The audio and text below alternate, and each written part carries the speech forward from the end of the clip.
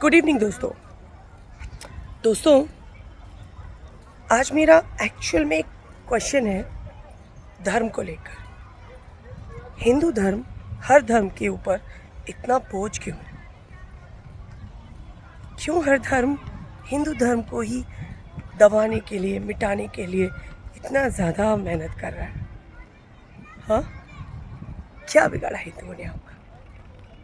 क्योंकि हम बहुत अच्छे हैं और कलयुग में अच्छाई का क्या अस्तित्व है? हिंदू कलाया नहीं पहन सकते।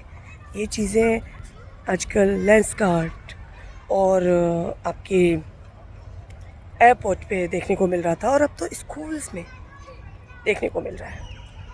तो पॉइंट है, स्कूल में सिखा क्या रहे हैं? क्या सिखा रहे हो आप? कि इस धर्म का सम्मान करो, इस धर्म का अपमान करो। हमने तो बचपन में ये सीखा था कि हमारा भारत एक है और सभी धर्मों का सम्मान करो। आप स्कूल में जो कर रहे हो, कलाया नहीं, कलाया किसके बाप का क्या उखाड़ रहा है? एक तिलक लगाने से किसी का क्या बिगड़ रहा है? आप बुर्का पहनो और कुछ भी करो, और हम अपने धर्म के चिन्हों को यूज़ ना करें। हम अगर अपने धर्म के चिन्ह यूज़ भी ना करें तो हम हिंदू नहीं रहेंगे। हिंदुओं का अस्तित्व खत्म हो जाएगा। समझ नहीं आता आप लोगों की मेंटलिटी क्या है। शायद कुछ लोग इस पे मीम बना रहे हैं, हिंदू के साथ ये हो रहा है, हिंदुओं के कलावे काटे जा रहे हैं, मगर हिंदू उनका आंसर नहीं दे रहे हैं कि इसकी ताकत क्या है। सरकार हिंदुओं की है और अभी तक कोई स्ट्रिक्ट एक्शन नहीं हुआ कि ऐसा क्यों। अगेन वही क्वेश्चन, प्रॉब्लम कहाँ है?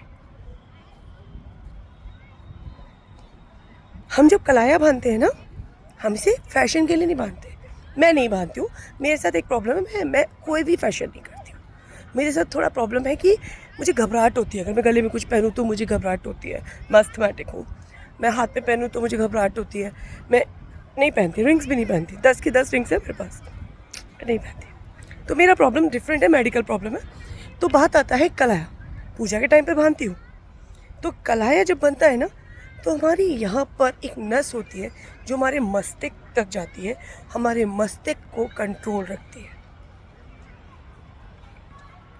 हम जब चंदन लगाते हैं ना, तिलक, चंदन, ये हमारी जो इंद्रिय होती है उसको कंट्रोल रखती है, पॉजिटिविटी देती है, बहुत कुछ है। हमें हिंदू होने पर धर्म गर्व ऐसे ही नहीं है। एक्चुअल में हमारा धर्म बहुत ज़्यादा श्रेष्ठ है। सनातन का मतलब ही जिसका आदि अंत नहीं है। सदियों से आ रहे हैं, सनातन को मिटाने की कोशिश हो रही है, लेकिन ना मिटा था, ना मिटा है और ना मिटेगा। याद रखना, हमारे होने का अस्तित्व, हमारे होने की खुशबू ही है जो इस पृथ्वी को एक पॉजिटिविटी देती है। याद रखना।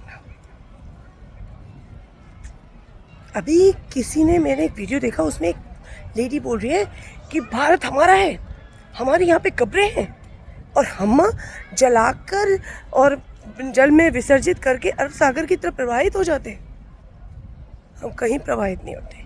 हम गंगा नदी में हमारी अस्थियों को जब प्रवाहित किया जाता है तो गंगा के बारे में पहले रिसर्च करो कि गंगा एक ऐसी नदी है जिसके अंदर कोई भी केमिकल, कोई भी बोन्स, कुछ भी डाला जाता है, वो सब उसी में मिक्स हो जाता है, सब गल जाता है। जीव जंतु उनको भोज बना लेते हैं। इस इंटेंशन से किया जाता है। बट मैं इसके अभी खिलाफ हूँ, क्योंकि जो हालात चल रहे हैं हमारी नदियों की गंदगी के, उसके अकॉर्डिंग ये रोकना चाहिए। हमारे यहाँ जलाया जाता है और जब जलाया जाता है ना, तो हमारी धूल इसी ज़मीन में मिल जाती है, इसी मिट्टी में मिल जाती है। हमने कभी किसी कंट्री पर कब्जा करने की सोची भी नहीं, क्योंकि हम दूसरों का हड़प के खाना नहीं जानते। आप समझते हैं, शेर शिकार अपना खुद करता है, छीनता नहीं। कौन छीनता है मुझे बताने की ज़रूरत नहीं है। तो सुधर जाओ। ईश्वर ने तुम्हें बनाया है, तुम इतना बुद्धि है क्या?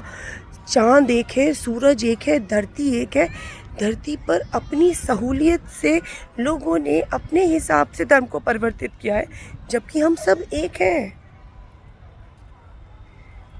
हिंदूज ने किसी का कुछ नहीं बिगाड़ा। मुस्लिम कहना नहीं चाहूँगी, पता नहीं क्यों। जिसे आपको अपना मजहब, अपने रूल्स प्यारे हैं, हमको हमारे रूल्स प्यारे हैं, हर किसी को अपने रूल्स प्यारे हैं। उनके बीच में किसी को क्यों आना? कभी किसी हिंदू को देखा है किसी को ये बोलते हुए ये मत करो, वो मत करो, ऐसा नहीं वैसा नहीं? कभी नहीं।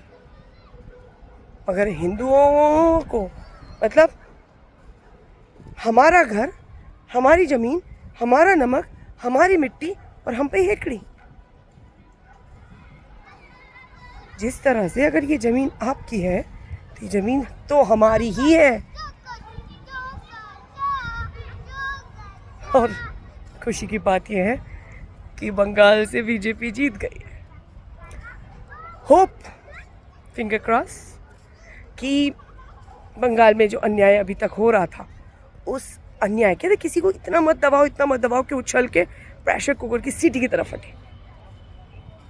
कुछ ऐसा ही हुआ है।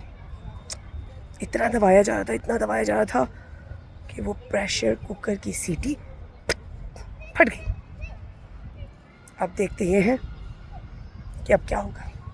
कुछ शिकायतें मेरी बीजेपी से हैं। बीजेपी से शिकायतें हैं कि हमारे यहाँ पर जो नेता हैं, जो थोड़े से कम पढ़े लिखे हैं, बुजुर्ग हैं, frankly speaking, that is my point of view, उनको रिटायरमेंट दे दिया जाए। पढ़े लिखे एजुकेटेड नई जनरेशन की लोगों को सीट दी जाए, जो एक्चुअल में देश के निर्माण में आपका सहायक हो सकते हैं। सच बता रही हूँ, बहुत अच्छी लहर आएगी। और आपके यहाँ पर राघव चड्ढा का होना, it's a positive sign. I love Raghav Chadha. मैं तो चाहती थी कि वो आप में है क्यों, बीजेपी में क्यों नहीं है। और जब वो बीजेपी में आया, लोगों ने उसके मीम्स बनाए, पॉइंट्स बनाए, बट आई एम हैप्पी कि एटलीस्ट एक बंदा तो आया। और राघव चड्ढा को ना क्या बना देना चाहिए, कुछ अच्छा, जो देश के बजट को कंट्रोल करने में, देश के निर्माण में सही एडवाइस दे सके। हम सब आपके साथ हैं। बस अपने कुछ गुंडे जिनके नाम पर हमारे देश का नाम, हमारी सरकार का नाम बदनाम है ना, उसको सही करिए। यही मेरा पॉइंट ऑफ व्यू है। कुछ गुंडे हैं, कुछ अनपढ़ हैं, जिनको आप क्या नहीं होना चाहिए।